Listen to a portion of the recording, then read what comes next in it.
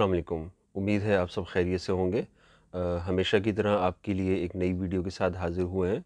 आज की हमारी इस वीडियो का मौजू है फ़ंगल इन्फेक्शन, जो अमूमन स्किन पे ज़ाहिर होता है। इसको उर्दू में धुरधुरी भी कहा जाता है, और इसके अलावा इसको इंग्लिश में रिंगवॉर्म भी कहा जाता है। इस वीडियो के हमारे 3 हिस्से होंगे। सबसे पहले हम आपको ये बताएंगे कि फ़ंगल इन्फेक्शन क्या है और ये किस तरह फैलता है। इस वीडियो की दूसरे हिस्से में हम आपको बताएंगे कि फ़ंगल इन्फेक्शन से कैसे बचा जा सकता है। वो कौन-कौन सी एहतियाती तदाबीर हो सकती हैं और वो कौन-कौन से तरीके हो सकते हैं कि जिनको आप इस्तेमाल करके फ़ंगल इन्फेक्शन से बहुत हद तक बच सकते हैं। तीसरे हिस्से में हम आपको बताएंगे कि अगर किसी को फ़ंगल इन्फेक्शन हो जाए तो वो कौन-कौन सी एहतियाती तदाबीर हैं कि जिनको इख्तियार करके इनको इस बीमारी को दूसरे लोगों तक फैलने से रोका जा सकता है। साथ ही साथ हम आपको ट्रीटमेंट के बारे में बताएंगे और ये भी बताएंगे कि इसका इलाज कैसे किया जा सकता है। मेरा नाम सरफराज है और मैं रजिस्टर्ड नर्सिंग प्रैक्टिशनर हूँ। मेरी वीडियो में खुशामदीद। वीडियो को लाइक और शेयर ज़रूर कीजिएगा। साथ ही साथ मेरे चैनल को भी सब्सक्राइब कीजिए। हम आते हैं अपने वीडियो के मौजू की तरफ। फ़ंगल इन्फेक्शन, जिसको अमूमी तौर पर रिंग वॉर्म भी कहा जाता है या रिंग वॉर्म इन्फेक्शन भी कहा जाता है, इसको उर्दू में धुरधुरी भी कहते हैं। ये अमूमन स्किन पे और स्किन के उन हिस्सों के ऊपर ज़्यादातर ज़ाहिर होता है कि जो ज़्यादातर पसीने से ढके हुए होते हैं, जैसे कि आपके आर्मपिट्स यानी बगल के आसपास, और ख़ुसूसन जो आपकी पोशीदा हिस्से हैं जिस्म के। फंजाई एक इन जरासीम होता है कि जो अमूमन हमारी डेड स्किन पे मौजूद होता है। ये लाखों की तादाद में हमारी स्किन पे होते हैं। अमूमन ये किसी किस्म के ज़रर नहीं पहुंचाते, लेकिन ख़ुसूसन गर्मी के मौसम में जब बहुत ज़्यादा पसीना आता है या वो लोग जो अपनी सफाई का ख़ास ख्याल नहीं रख पाते, ये फ़ंगल इन्फेक्शन पैदा करते हैं। इसको रिंग वॉर्म क्यों कहा जाता है? रिंग वॉर्म इसको इसलिए कहते हैं कि अगर आप इसकी तस्वीर देखें तो आपको अमूमन एक ये गोल दायरे की शक्ल में नज़र आएगा। गोल दायरे की शक्ल में होता है और आमतौर पे अमूमन सुर्ख रंग के इसके दाने होते हैं, बहुत छोटे-छोटे, और अमूमन ये रिंग की शक्ल में होता है, जबकि दरमियान में ये खाली होता जगह होती है। अमूमन इस अमूमन इसके दाने एक दायरे की शक्ल में होते हैं जो कि दरमियान से खाली होता है। इस वजह से इसको रिंग वॉर्म भी कहा जाता है। फंगल इन्फेक्शन से कै फंगल इन्फेक्शन से कैसे बचा जाए और वो कौन-कौन सी एहतियाती तदाबीर हो सकती हैं कि जिनसे आप इस बीमारी से बच सकते हैं। अब इसमें सबसे पहली अपनी सफाई-सुथरे की फंगल इन्फेक्शन से कैसे बचा जा सकता है और वो कौन-कौन सी एहतियाती तदाबीर हैं कि जिनको इख्तियार करके आप फंगल इन्फेक्शन से बच सकते हैं। इसमें सबसे पहली और सबसे अहम अपनी सफाई-सुथराई का इंतज़ाम रखना है। रोज़ाना गुस्ल की आदत अपनाएँ और ख़ुसूसन अपने जिस्म के पोशीदा हिस्सों को, ख़ास तौर पे जिस्म के आर्मपिट्स और जो आपकी पेशाब की इर्द-गिर्द की जगह है, इनको साफ़-सुथरा रखिए।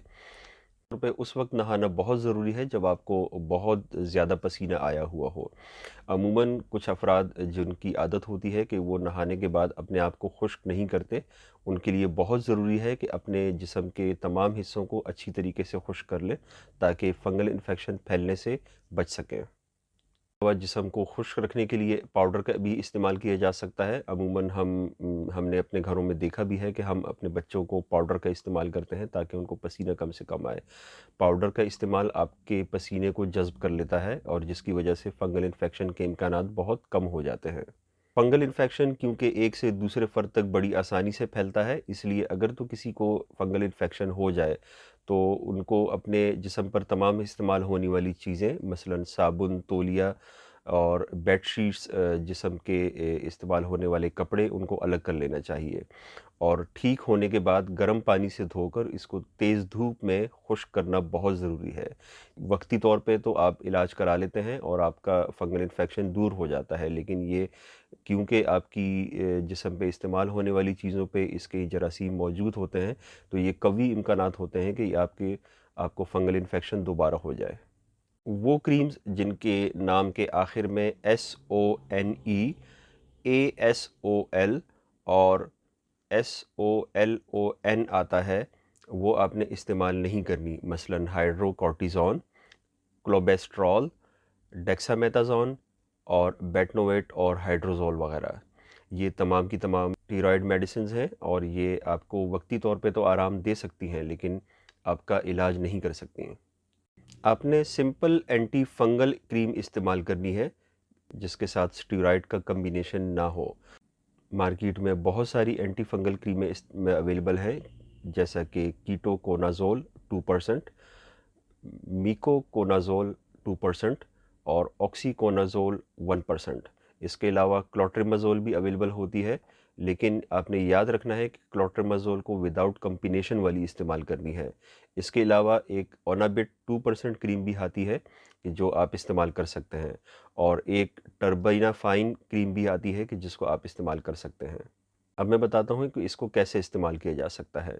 सबसे पहले जिस जगह पे फंगल इन्फेक्शन हो उसको अच्छी तरीके से धोना है, और उस खुश्क करने के बाद इसको आपने अल्कोहल के साथ साफ़ करना है। अगर तो घर पे अवेलेबल नहीं है तो आप सिंपल सिरका भी इस्तेमाल कर सकते हैं। अच्छी तरीके से सफाई करने के बाद इस पे आपने क्रीम लगानी है। याद रखिए, क्रीम आपने कम से कम 3 से 4 हफ्ते तक इस्तेमाल करनी है, क्योंकि अगर आप वक्ती तौर पे 5 या 6 दिन या 1 हफ्ते तक क्रीम इस्तेमाल करेंगे तो हो सकता है आपका फंगल इन्फेक्शन थोड़ी देर के लिए ख़त्म हो जाए, लेकिन ये दोबारा अच्छी तरीके से या ज़्यादा तेज़ी से फैल सकता है, और फिर आपको बहुत सारी एंटीबायोटिक्स या बहुत हैवी ट्रीटमेंट की ज़रूरत पड़ सकती है। तो ये थी आज की हमारी मालूमाती वीडियो। अपना बहुत सारा ख्याल रखिए और हमें भी अपनी दुआओं में याद रखिए। और सबसे आखिर में वीडियो को लाइक और शेयर ज़रूर कीजिए, और साथ ही साथ मेरे चैनल को भी सब्सक्राइब कीजिए, ताकि आपको हमारी मालूमाती वीडियो हमेशा की तरह दस्तयाब हों और आप अपनी सेहत को बरकरार रख सकें और बीमारियों से बच सकें।